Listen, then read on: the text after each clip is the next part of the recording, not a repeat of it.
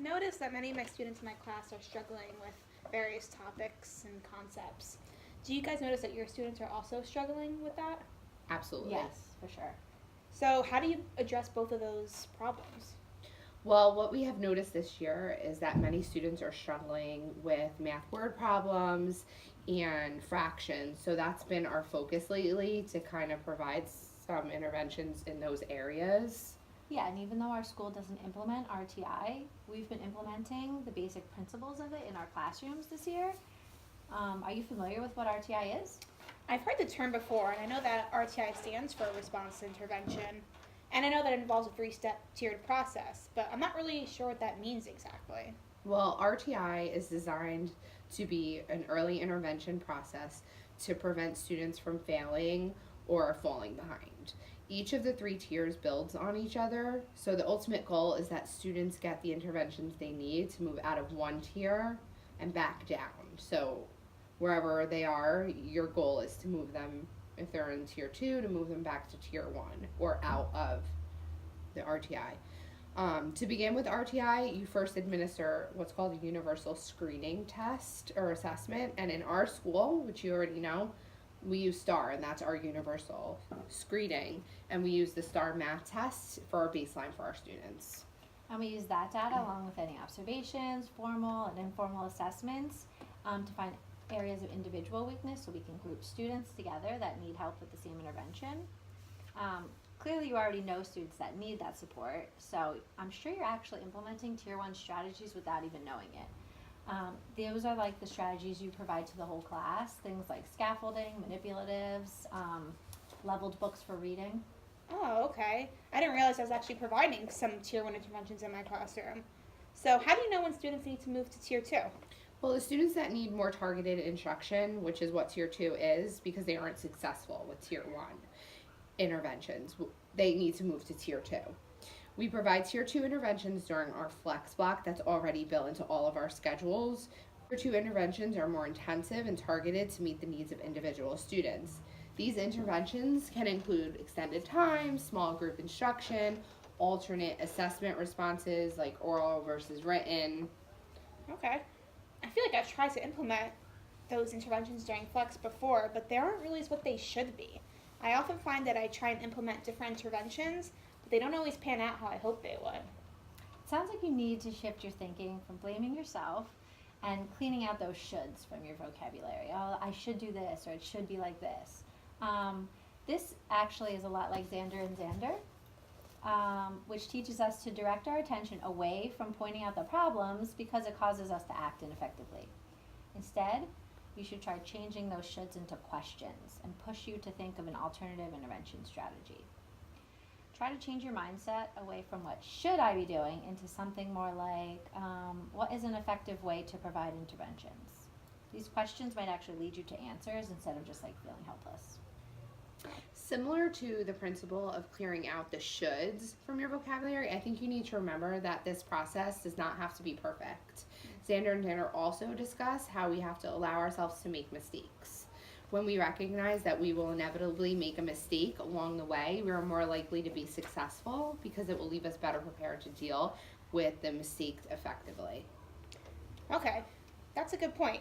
I have to start recognizing that not everything needs to be perfect and that I'll learn as the process goes on. Flexibility. Yes. So one question I guess I could ask is, could you share how you're providing those multiple interventions to your students at one time? Okay, well, first we place our students in groups based on areas of need or strength because not all students will need to participate in RTI or in the RTI process. Students that are advanced can be working on enrichment activities at their seat or doing peer buddy for another struggling student. You don't provide interventions to students that don't need them. I have those students work on project-based learning activities, or sometimes, in our school we use Study Island, and I'll have them work on challenging Study Island assignments on the next grade level, or just anything that is challenging. They have challenging games. Students that are struggling, besides the students that are advanced, we also have students that are struggling. and they can receive interventions in their area of need. So I usually group my students in small groups, and I'll work with a small group while other groups will work on like watching a Learn Zillion or a Khan Academy tutorial video, or study jams. I also have my kids play a lot of review games, so it's more hands-on and more active. Oh, okay. How do you know if your students are, responding positively to those tier 2 interventions? Good question. Well, part of the process of RTI is progress monitoring. In order to know if an intervention is effective, the progress of the student needs to be continuously monitored. This is a really good book that talks about and breaks down all the tiers and Okay. how you know like when to move a student and take them out. If an intervention is working, you'll see the progress in the student. With that being said, not all interventions work the same for each student. So you might find an intervention working for one student and not another that's deficient in the same skill. Progress monitoring, it's important to know that it happens frequently and throughout all tiers. And depending on what tier that they're in is how often or frequent you progress monitor them. Also, another important thing to know is that they say the universal screening tool that you should use the same, or if not the same, a very similar tool to progress monitor the students. And in our school, STAR is perfect for that because we use it at the beginning and we use it to progress monitor throughout. Oh, okay. So then what exactly are tier 2 interventions then?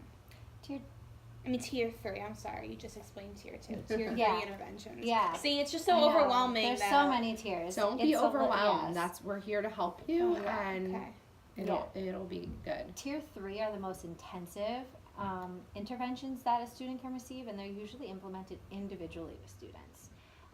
Those are students that really weren't making progress and aren't successful with the tier 1 and tier 2 strategies that you implemented. So we usually try to seek help from teachers and professionals outside of our classroom, talking to people like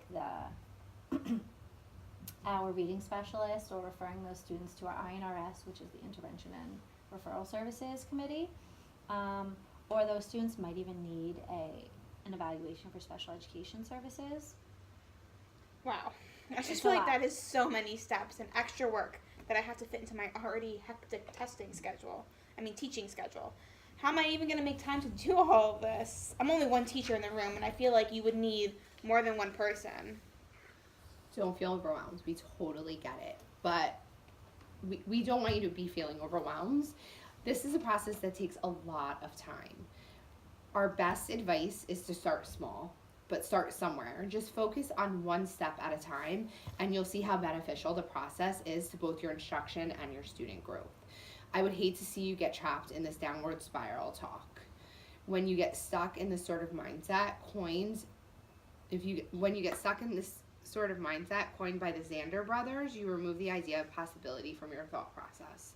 Try thinking about what amazing possibilities could result from these interventions instead of the lengthy process of each step. Do small chunks, one thing at a time, one intervention at a time that you can provide to a small group setting, and see where that takes you. Yeah, and I know you have a good relationship with parents and families, so this is another important step because it's helpful to keep parents updated with any concerns you have. Would you like to know how you could strengthen the communication throughout the RTI process? Yeah, could you explain how parents are notified and what their involvement level is in the intervention process? Sure. First, you should send a general letter home to the parents explaining what RTI is. Keep in mind to include each step of the process and how students move from tier to tier. Parents need to understand that your ultimate goal is to help their child succeed academically in school. And then after sending that letter, you can follow up with the parents of any students that have been identified using the universal screening tools. This letter can explain to families that you can use research-based strategies within the classroom to help their child succeed. This letter is a way for you to explain the process of going into tier 1 to the families. If the student doesn't make sufficient growth, then you would send home a 2-tier letter. In this letter, be sure to explain more targeted interventions you'll be using with their child. Repeat the step with a tier 2 letter if the student needs to receive intensive a tier 3 letter if the student needs to receive intensive interventions with special education teachers or reading specialists, or if possibly being referred to special services. Even though that sounds like a lot of extra work, it definitely sounds necessary to inform the parents about students' progress along the way. It also sounds like there are a lot of people involved in the RTI process. I've heard you two mention general education teachers, reading specialists, special education teachers. What is the role of all these specialists and teachers in the RTI process? Good question. There are a lot of people. All these teachers can make up an RTI team. This team is a group of professionals that work together to develop and implement an intervention plan, because every student should really have a different plan. In our school, the guidance counselor and school interventionist make up our INRS team. It's important that we all support each other, and that's why the RTI team is composed of so many people. This committee is similar to an RTI team because they both meet with the general education teacher and other specialists to discuss possible interventions and ways to progress monitor student growth. Based on the interventions implemented, they'll meet multiple times throughout the year to discuss the data and how to move forward. Okay, now I understand. I think I just received an invitation from our IRS committee to discuss one of my students. They said it was about his behavior, though, not academics. I've heard about behavior plans before, but does RTI also deal with behavioral concerns? Yes, the RTI process actually deals with both academic and behavioral interventions.